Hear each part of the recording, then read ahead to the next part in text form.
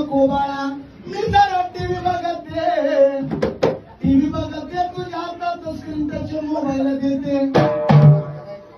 आता असं झालंय कारण ऍडव्हान्स टेक्नॉलॉजी आल्यामुळं लोक माणसाला घासून गेली तरी बोलत नाही. ती जुन्या काळात ह्या जर पाहुण्याला जर काय म्हणायची राम राम बरं आहे का, आता गेलेला काय म्हणते सीपीची चार्जर ती नाही का.